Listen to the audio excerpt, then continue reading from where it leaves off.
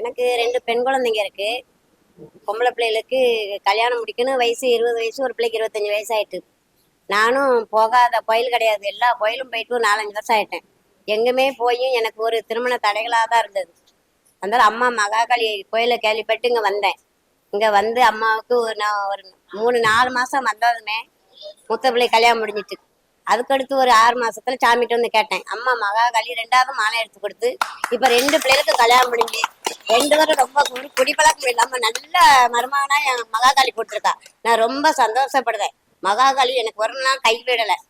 ரொம்ப சந்தோஷமா இருக்கு.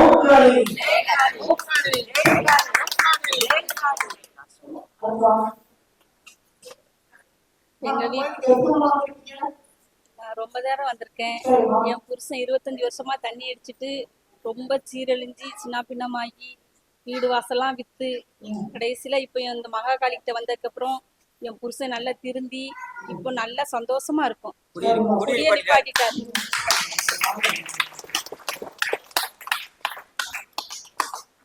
இந்த கோயிலுக்கு மகனை காலேஜ் சேர்க்கையில கொஞ்சம் கோயிலுக்கு நான் வந்திருந்தேன். அம்மா நல்லால நல்லபடியா படிச்சு இப்ப மகன் நல்ல ஒரு வேலையில இருக்கான். அதுக்கு இந்த தாய் தான் காரணமாக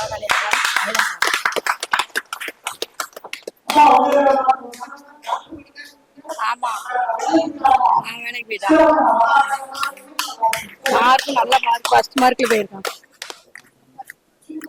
நான் சிவகாசில இருந்து வந்திருக்கேன். நான் சாமிகிட்ட இது கூட 2 தடவை வந்து கேட்டிருக்கேன். சாமி எனக்கு சொந்த இடம் வேணும்னு சொல்லி 2 வருஷமா கஷ்டப்பட்டு தேடி இருந்தே கிடைக்கல. சாமிகிட்ட நினைச்சு வேண்டி காடிட்டு நினைச்சு வேண்டி கிடைச்சு இப்ப எனக்கு சொந்த இடம் வாங்கிட்டு நான் சாமியில வீடு கட்டுறதுக்காக சாமி நினைச்சு திரும்ப வந்திருக்கேன்.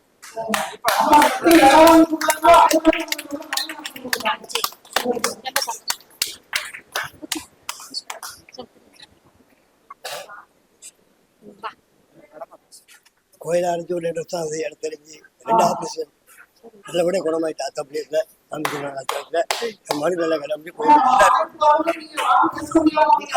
பேச முடியாம இருக்கு. நல்ல பேசுறேன் நல்ல 2வது உயிர் பொழைக்க முடியாதுன்னு சொன்னாங்க. ஆனா இன்னைக்கு உயிர் பொழைக்க நிப்பாட்டி வச்சாச்சு. 2 ஆபரேஷன் பண்ணிருக்காங்க. சரியா?